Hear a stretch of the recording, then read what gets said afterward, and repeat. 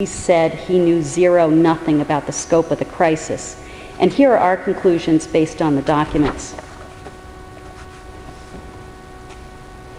By 1994, he knew the crisis was huge, and by 98, he knew it was dire. He was involved in the Archdiocese's handlings of at least dozens of abusers, if not scores of abusers. We haven't finished reviewing all the documents about Lennon, all the files, but already what we know is that he was deeply, deeply involved. He did absolutely examine documents. He knew enough to have done more. There's no documented instance of him ever calling the police, although he was aware of, there were 191 accused priests reported to the Boston Archdiocese when he was at the top, from the early 1990s all the way to when he left.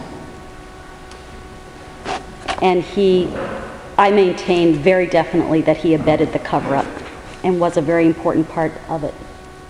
Let's look at the positions he occupied. So you can't really see it because the whole screen is yellow there, but he was assistant for canonical affairs for 10 years. He was the top, he's not a canon lawyer, I understand, but he really knows canon law, apparently self-taught, and he was the top canon law specialist in the Archdiocese from 1988 to 1998. And then within a year or two of being promoted to the chancery, his competence evidently caught the attention of Cardinal Law, so he was assigned a post in the office of the Cardinal Secretary, where his careful attention to detail would really prove invaluable. So he occupied several posts at the same time. And then in '98, he sort of moved out of the hot seat into rector of St. John's Seminary. And then finally, of course, when we thought Cardinal Law was resigning in disgrace, Richard Lennon was appointed apostolic administrator, filling in until a new archbishop could be found. And when Sean O'Malley came on board in mid-2003, Lennon became our vicar general until he joined all of you in 2006.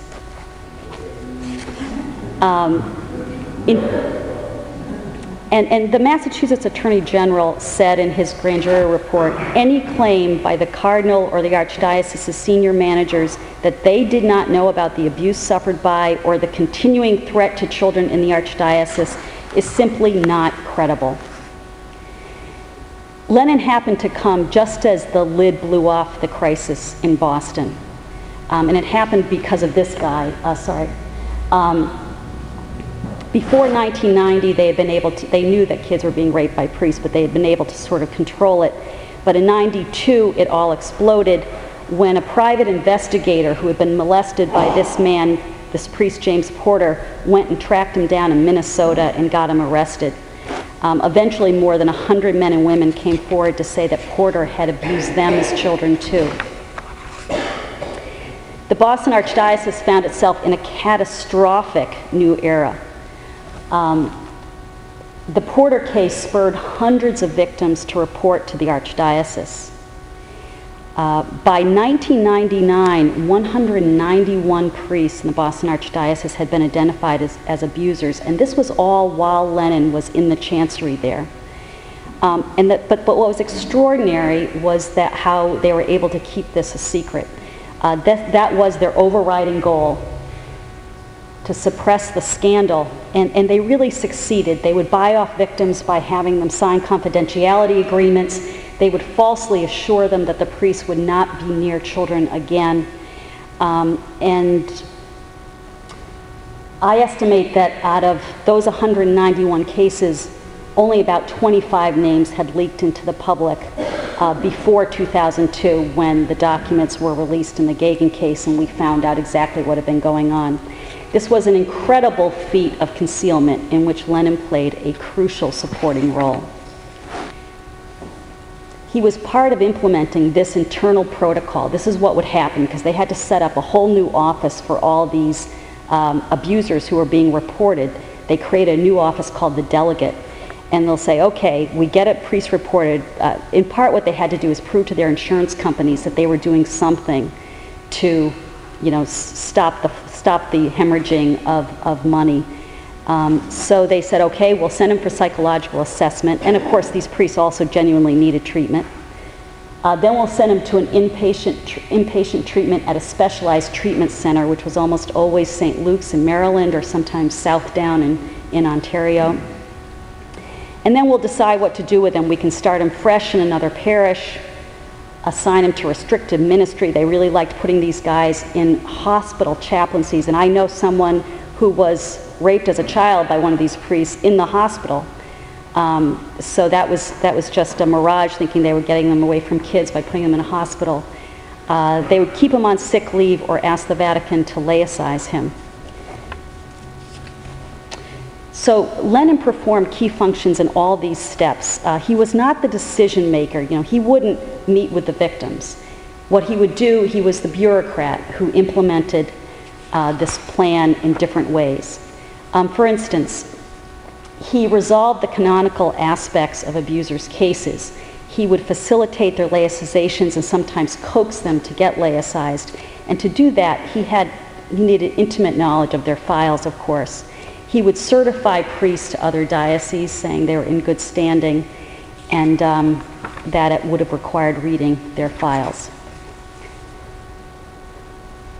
I'm sure you've all heard of Father Paul Shanley. This little-known memo by Lennon supported the notorious Father Shanley Has No Problem letter written by Lennon's boss at the time, Vicar General Robert Banks, to the San Bernardino Diocese. Lennon would have known from Shanley's file that he already faced at least 2 allegations and had been reported frequently by disturbed Catholics to the Archdiocese for openly advocating man-boy sex.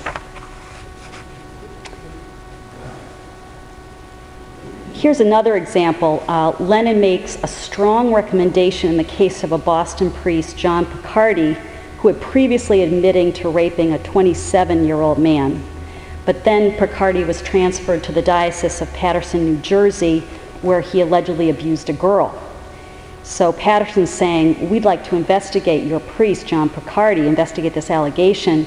But here we see Lennon advising that the cardinal not authorize the Paterson Bishop Rodimer to open an investigation. You see in that, having reviewed the file, again, remember, he said publicly he had never seen a document. It is my considered opinion that the cardinal not grant the authorization requested by Bishop Rodimer for him to open the investigation. The reason for this opinion is I see no benefit to such an investigation for either Father Picardi to work in New Jersey, nor for the Church. In fact, opening such an investigation runs the real risk of negative fallout, both for Father Picardi and for the Church.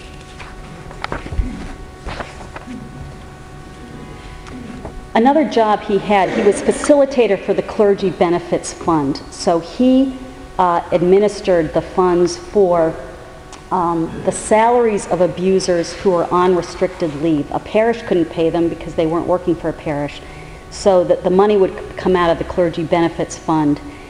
He would reimburse their travel to St. Luke's or Southdown. And the reason this is significant, again, he claims to have known nothing, but he was writing checks to cover costs from these facilities that specialized in the treatment of priests who were sexual abusers, also alcoholics, but St. Luke's especially became increasingly a place where child sexual abusers were treated.